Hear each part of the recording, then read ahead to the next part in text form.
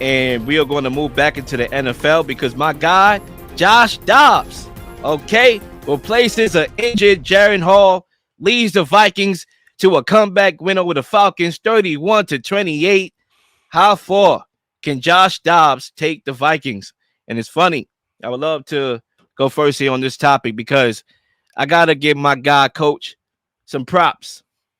He made a very interesting comparison that I wasn't ready for yesterday. I wasn't, I'm getting consumed with a lot of things. It's the NFL Sunday, red zone, trying to take in everything. And he made a statement. He said that Josh Dobbs is the black Ryan Fitzpatrick. I was like, huh? Ooh, hot take right there. But as I thought about it last night, as I'm going to bed, I'm thinking about this show. I'm thinking about that, comparison. I think he's right. I think he is Ryan Fitzpatrick, the quote unquote black version of Ryan Fitzpatrick. And, we know Ryan Fitzpatrick was always a missionary. He went into any situation and always produced for the most part. Yeah, we know there was a cap. He'll have his magical moments. I remember his start with the Buccaneers where he threw for 400 yards in a game. Deshaun Jackson had like 3 touchdowns. And then you had the Dolphins stint where he won a game in the fourth quarter against the Raiders where his face mask was getting pulled and he threw a deep bomb. I forgot to who it was, but they won the game. He'll have his moments like that with a cap. And I think with Josh Dobbs, how far he could take this team, I don't know. This is one question I'm really not going to give you a firm answer. I don't know, but it's going to be a magical ride. My guy is magic, okay? He reminds me of that. Listen, I'm going through a lot in my life, okay? Sorry to get philosophical here on a sports show. I'm going through a lot. You can call it a midlife crisis, whatever it is. But, when I go on TikTok, I see Joshua Dobbs videos pop up, and it's very therapeutic. The guy's an upbeat guy. His energy is infectious. I mean, he made my night a couple times. I'm not even going to cap. He did. It was times where I was just like, oh, my God. Should I go for a walk? What's going on there? Should I pop me a drink? And then I look on TikTok, and I see Joshua Dobbs throwing footballs in a can and hitting the crossbar, showing his accuracy. I'm like, yo, this guy just made my day. Had a big, fat smile on my face. And I had another one yesterday watching him do the things he did. Leading the game-winning drive, not knowing the players on the team, not even practicing with these guys throughout the week. Oh, my gosh, I was very impressed. So, listen, before I pass this rock, one thing about the Vikings, I love their energy right now. They're playing hard. Obviously, the injury to Kirk Cousins is very unfortunate because they were trending in the right direction, and one could argue they still are. But they play with a lot of passion, and you can see that.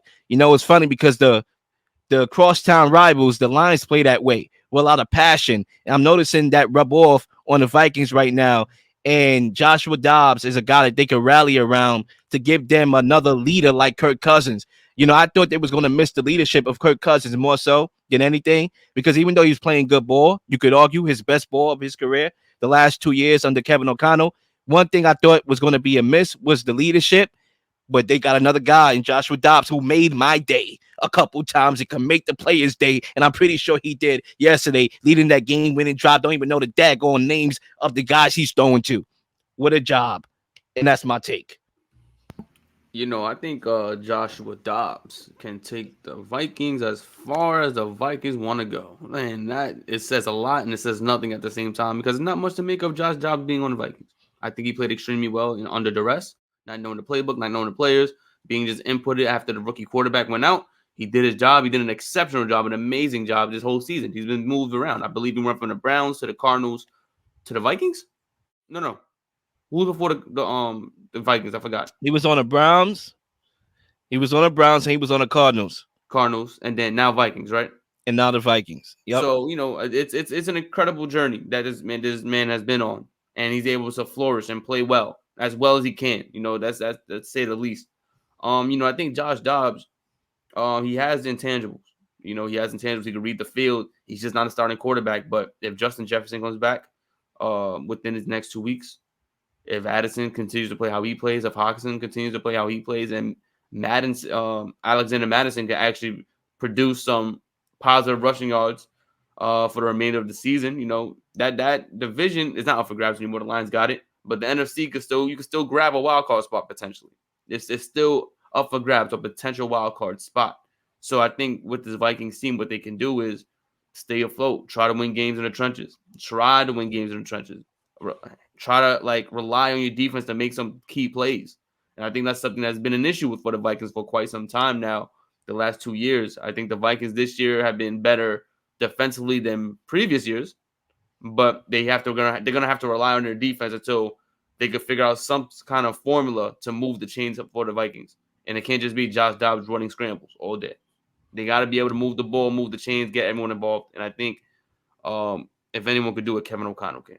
I think that's something that could possibly happen with Josh Dobbs, and we'll see an unlocked version of Josh Dobbs that we haven't seen yet from him.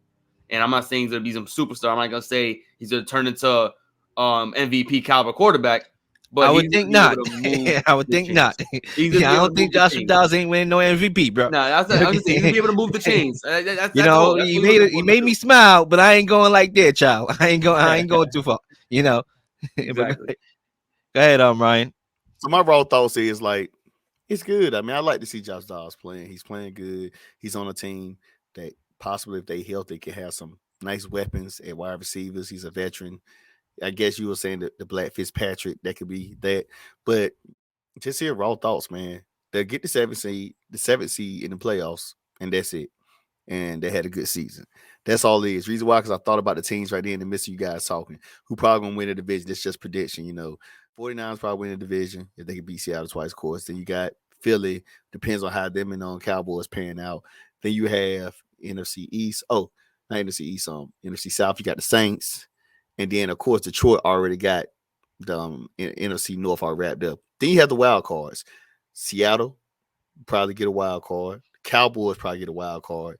And then there's that last one, the 7th spot. That could be to the Vikings. I don't know no other NFC team that will make me say they can possibly get the 7th seed. So I feel like all those teams I just named will be in the playoffs. Seeding may matter differently, whatever, but I just feel like all those teams I just named are going to be in the playoffs, the 6 teams. And then you got the Vikings. I don't think nobody's coming out. I don't think it's going to be an team coming out of the NFC South. I don't think it's going to be another team coming out of the NFC East outside of, Cowboys and Philly. NFC North could possibly, I don't think Green Bay, Chicago going. NFC South, I'll go back to it again. Tampa Bay, Atlanta, Carolina, nothing. So I'm saying they'll get the 7th seed if they can keep playing the way they're playing. I can see them getting the 7th seed and wish them the best. But it's just going to be a tough gauntlet because they're the 7th seed. They probably had to go to the 2 seed spot, who could possibly be, I'm going to just throw it out there. And I know it's probably crazy, but it could be San Francisco because I looked at the Philadelphia schedule. If they could lose, they might lose Kansas City. They got to play Dallas again. And they got San Francisco at the beginning of December. That could be interesting. So they can actually be playing for the number 1 seed. Now, I can't say too much for San Francisco either because San Francisco still has to play the games, and I think they just went just like Golden State, Chicago Bulls back in the 90s. You had that rough spot in the regular season. But I was telling folks the other day, the 49ers went 3-4 at this time of the year after the bye. They're 5-3. They were 3-4 last year. Like they still got to the NFC Championship. They're 5-3 now. So I mean, things like that happen. The only thing I look at with the 49ers is the scary part of the Baltimore Ravens, like playing them on Monday Night Football, although it's in San Fran. We just don't know how that game's going to go. Unless the 49ers these next few weeks play amazing, then we'll probably be able to see a better prediction on that. But the Vikings can get the 7th seed, and that's the furthest I can see it. Like I don't see them unless the Cowboys think it up, we get a 7. That's the only place I can see them, and they're going out the door. Raw thoughts, my bad. Yeah, I could see them making the 7th seed. The NFC is wide open. You do have to take that in consideration, and I can see that happening. I probably would predict them to do that. But I think for me, this is my last point, is a couple things here.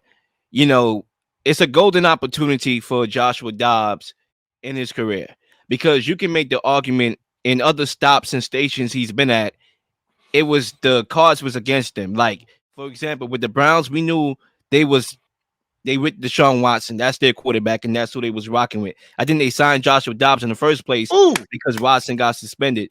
And, that was a backup for quarterback depth. So we knew he wasn't going to be able to be the starter going forward. And then he went to the Cardinals, and then the Cardinals are tanking, right? So we kind of knew that, they about to go back to Kyler Murray, and then the Vikings lose Kirk Cousins, we know that the Vikings are going to look for another quarterback, whether it's they resign Kirk Cousins, whether it's Yeah. for another quarterback trade, whatever draft, however they want to do it. So it's a golden opportunity for them to thing. I'll let you respond and then I'll come back with my final. Oh yeah. So that basically what I was saying is I forgot. Like he has a golden opportunity to be the quarterback at least till next year. Because raw thoughts, I don't see Kirk Cousins re-signing back with the Vikings. I'm gonna give you raw thoughts. For the past few years, although Brock Purdy has been playing well, and it depends on if 49ers with the Super Bowl, Kyle Shanahan has been trying to find multiple ways to get Kirk Cousins to San Francisco. This is a Kyle Shanahan loving Kirk Cousins. So if not saying that that's going to happen, but Kirk Cousins gonna be a free agent next year.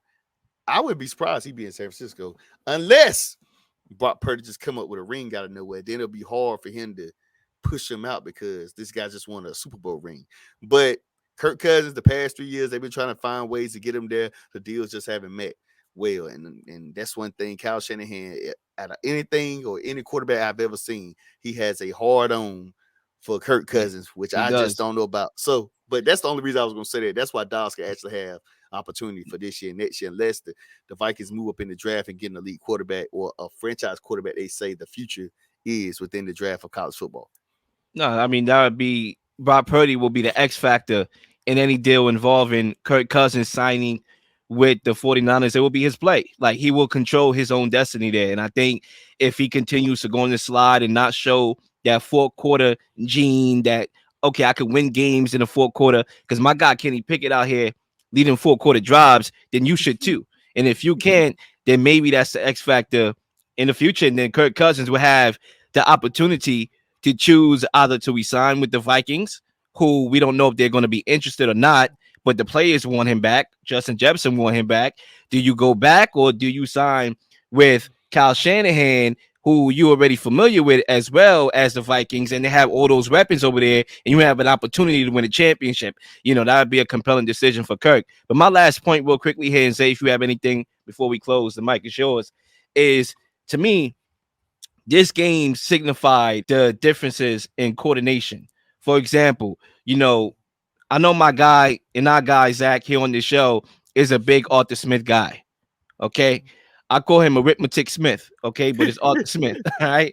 The guy looked like Arthur, really Arthur, the cartoon. He really do look like his name, guy's ugly. But, from a play calling perspective,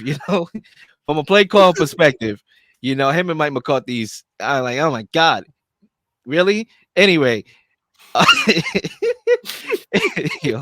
right. So anyway, we know Zach is a Arthur Smith guy, but he never utilizes his best players for whatever reason. I thought Bijan Robinson should have had way more touches in this game.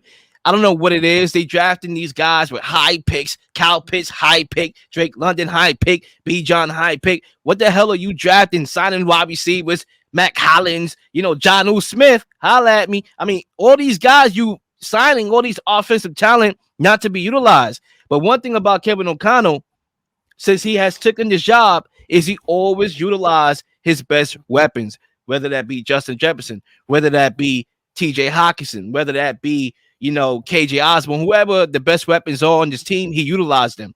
And he always makes the aggressive, plays. Kirk Cousins' stats went up under his tutelage. That's what separates these two coaches, in my opinion. And if you ask me today, who's a better coach, believe it or not, go Kevin O'Connell here. And this may be his best coaching job. A lot of people has called him, I think Zach has called him a bootleg version of, it was a comment he made, a bootleg version of Urban Meyer. I don't want to misquote Zach. He called him a bootleg version or a richer version of Urban Meyer, something to that effect, right? But I think he's showing his coaching, expertise right now. I think this is a very good streak they on. Justin Jefferson is out. They're winning games without their best wide receiver. This is his best coaching effort right now. So I have him higher than Arthur Smith, Arithmetic Smith, with all due respect. And yeah, I guess that wraps up another episode of 99 Pod. It's not 1999 anymore. And before we depart, make sure you like and subscribe. And my guy Ryan Jones, how can my people find you? Oh, you can find me on Raw Mind Sports. I got a website, rawmindsports.com. Raw Mind Sports, spelled just like it is, nothing fancy. You can find me on Instagram. You can find me on Facebook. You can find me on all podcast platforms. iHeartRadio, Apple Podcasts, Spotify, Google, YouTube. And also, if you're on Instagram, you can find the link in the bio. Yeah, you'll see all you need to see. Anything you need to see, anything you need to pull up, it's all in the bio. Raw Thoughts. Make sure y'all tap in. Ryan, thank you for popping up on this show, and looking forward to the next show. Please like and subscribe for all the up-to-date content. You've been slinging shows left and right, slinging content left and right. Please don't miss anything. If you do, like, subscribe, leave a comment, or leave a question, something you may want to answer, something you may have. All ideas are great ideas. Nothing's a dumb question.